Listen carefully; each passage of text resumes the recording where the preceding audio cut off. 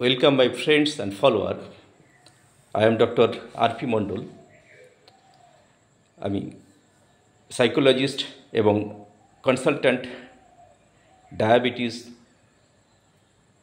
Piles, autism, depression এবং বিভিন্ন ধরনের যে সমস্যা নিয়ে মানুষ ভুগতে থাকে সেই সমস্যার সমাধান করার জন্যে আমি এমডিএল থেরাপির মাধ্যমে চিকিৎসা দিয়ে থাকি এবং সাধারণ মানুষের সুগার বা সুগারজনিত কারণে যে সমস্যাগুলি আসে সেই সমস্যাগুলিকে দূর করার প্রয়াস নিয়ে থাকি এবং সাধারণ মানুষের মধ্যে সুগার বিষয়টাকে তুলে ধরে সুগারের প্রকৃত কারণ, সুগারের লক্ষণ, সুগার থেকে বেরিয়ে আসার যে রাস্তা এবং বিভিন্ন ধরনের সুগার, সেই বিষয়গুলি নিয়ে আমি বিভিন্নভাবে সাধারণ মানুষের মধ্যে এই বার্তাটা পৌঁছে দেওয়ার লক্ষ্যমাত্রা নিয়েছি এবং এর মাধ্যমে আমি সুগার পেশেন্টদের যে মানসিক অবস্থা, সুগার ধরা পড়ার পরে তাদের মানসিকভাবে ভেঙে পড়ে, যে সমস্ত খাবার দাবার হয়তো তার বাদ হয়ে গেল, তা মোটেই নয়। সুগার ধরা পড়লে তাকে তার প্রয়োজন অনুসারে যতটুকু দরকার সেটুকু তাকে খেতে হবে। সেই খাবারটা কিভাবে খাবে সেটাকে আমরা এই কাউন্সেলিংয়ের মাধ্যমে তাদের বুঝিয়ে দেওয়া হয়। খাবারের মধ্যে আমাদের যে 6 ধরনের উপাদান রয়েছে, carbohydrate, fat, protein, vitamin, minerals এবং ফ্রেশ ওয়াটার, এই হচ্ছে খাবার। আমাদের খাবারের মধ্যে যাই খাই না কেন এর বাইরে কিছু নয়। এই খাবারগুলি আমরা যদি আমার প্রয়োজন অনুসারে খাই, অতিরিক্ত না খাই, তাহলে সুগার বাড়বে না। সুগারের জন্যে আমরা লক্ষ্য করব যাদের সুগার রয়েছে তাদেরকেও আমরা কার্বোহাইড্রেট বা মিষ্টি জাতীয় খাবার কিছুটা দিতে হবে, কারণ কার্বোহাইড্রেট থেকে আমাদের ব্রেনের খাবার আসে। ব্রেনটাকে তো ঠিক রাখতে হবে, ব্রেনটাকে ঠিক রাখতে হবে। শরীরের যে সমস্ত এনার্জি, সেই এনার্জিটা আমাদের আসে কার্বোহাইড্রেট থেকেই। তা সেই কার্বোহাইড্রেট থেকে ম্যাক্সিমাম এনার্জিটা আসে। কার্বোহাইড্রেট যদি আমরা টোটালি স্টপ করে দিই একটা পেশেন্টের ক্ষেত্রে, তাহলে সেই পেশেন্ট ধীরে ধীরে দুর্বল হয়ে পড়বে, তার ওজনটা কমতে থাকবে, বিভিন্নভাবে সে শারীরিকভাবে এবং মানসিকভাবে দুর্বল হয়ে যাবে এবং তার সুগারের কারণে যে চিন্তা, সেই চিন্তা তাকে কুড়ে কুড়ে খাবে। সুতরাং সেই জায়গার থেকে আমরা বেরিয়ে আসতে গেলে কি করতে হবে? সুগার সম্পর্কে তার একটা সম্যক ধারণা থাকতে হবে। সুগার মানে এই নয় যে আমার সব খাওয়া বন্ধ, সুগার মানে এই নয় যে আমার জীবনের 10টা বছর চলে গেল, বাদ হয়ে গেল। এই কনসেপ্ট ছিল মানুষের মধ্যে, এই ভ্রান্ত ধারণা ছিল। এখন চিকিৎসা ব্যবস্থার এত উন্নতি ঘটেছে, যার ফলে সুগার পেশেন্ট বলুন আর অন্য যে কোনো পেশেন্টই বলুন, তাদের যদি প্রপার ট্রিটমেন্টটা সময় মতো তারা নিতে থাকেন, তাহলে কিন্তু তাদের এই ভয়ের বা কোনো কারণ নেই।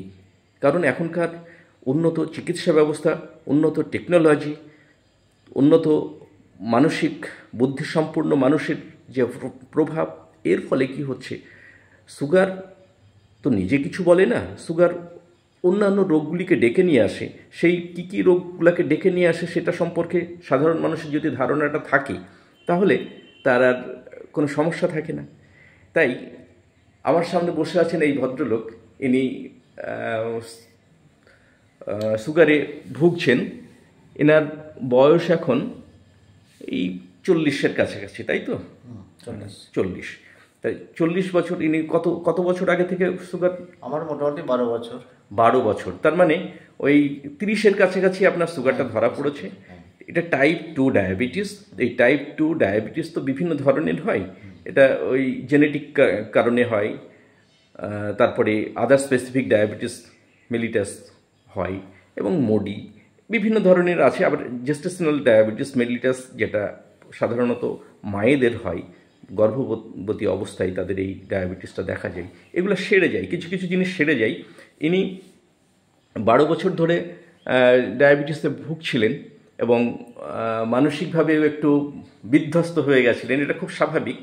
একজন পেশেন্টের যখন ডায়াবেটিস ধরা পড়ে তখন সে মানসিকভাবে সত্যি খুব দুর্বল হয়ে যায়, বিধ্বস্ত হয়ে যায়। সেই জায়গাটাই এই কাউন্সেলিং, আমার এই এমডিএল থেরাপির মাধ্যমে আমি একজন ডায়াবেটিক পেশেন্টকে তার কাউন্সেলিং প্রথম অবস্থায় দেওয়া হয়।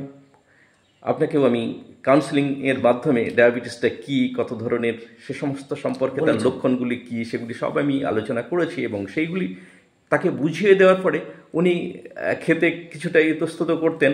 আমি খাওয়ার জন্যও ওনাকে বলেছি যে আপনি সব খাবেন কিন্তু বুঝে খাবেন, এবং ক্যালোরিটা সবসময় তো মেপে খাওয়া যায় না, সেটাকে আপনি একটু আন্দাজ করে খাবেন। প্রতিদিন আপনি একটু সিজনাল ফ্রুটস যেগুলি রয়েছে সেটা খাবেন। সব ধরনের খাবার খেলে শরীরটা ঠিক থাকবে। শরীরের যে প্রয়োজন, এনার্জির প্রয়োজন, সেই এনার্জিটা আসবে কোথা থেকে? খাবার না খেলে। তাই খাবারটা অবশ্যই আপনি খাবেন। আজকে টেস্ট করে দেখা গেল ওনার সুগার 145 খাওয়ার পরে পিপি, সুতরাং একদম নর্মাল সুগার। আমি ওনাকে কি দিয়েছিলাম ওষুধ, সেটা আপনাকে একটু, এনার কেস টেকিং করার সময় আমরা পেয়েছিলাম যেগুলি, সেই কেস টেকিংয়ের উপরে ভিত্তি করে ইনি এই হিট কোল্ড রিলেশনের ক্ষেত্রে এনার একটু হট টাইপের, আর একটা জিনিস ছিল এনার ঠান্ডা লেগে যাওয়ার প্রবণতা খুব ছিল।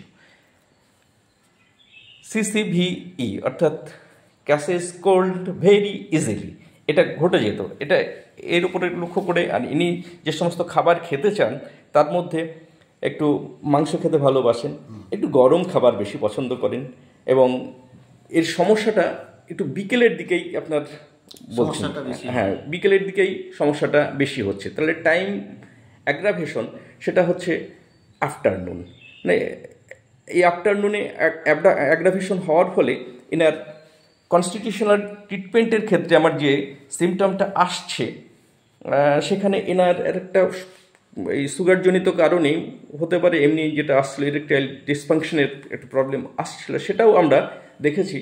এই ওষুধ আমি ওনার ক্ষেত্রে যেটা সিলেকশন করেছি, সেই সিলেকশনটা হচ্ছে লাইকোপোডিয়াম 200, এবং তার সঙ্গে আমি PTRS 1000 অরিজিনাল জার্মান, এটা আমি ওনাকে কন্টিনিউ করতে বলেছি।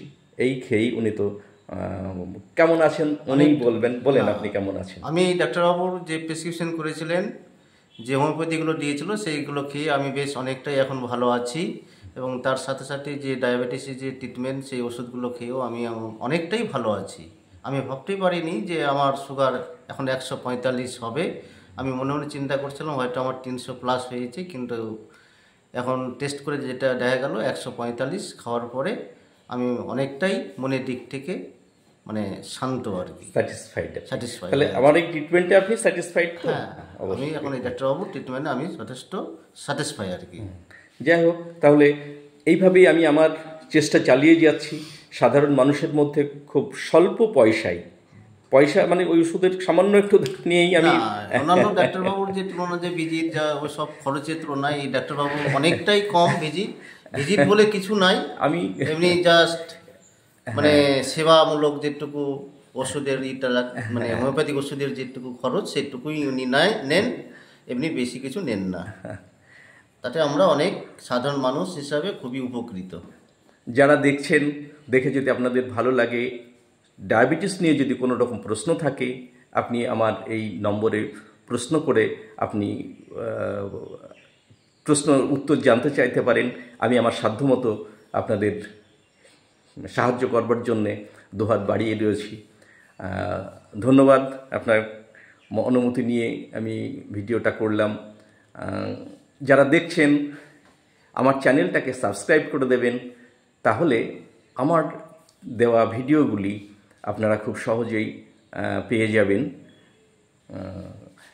এবং আমি এর পরবর্তী সময় প্রতি সপ্তাহে একটা দিন আমি আপনাদের জানিয়ে দেবো পরবর্তী সময়ে যে ডায়াবেটিস নিয়ে, ডায়াবেটিসের 7-17, ডায়াবেটিসের হিস্ট্রি, ডায়াবেটিসের লক্ষণ, সমস্ত কিছু, তার থেকে বেরিয়ে আসার যে পরিকল্পনা, সেগুলো কিভাবে করতে হয় সব আমি আপনাদের সঙ্গে আলোচনা করব, শেয়ার করব।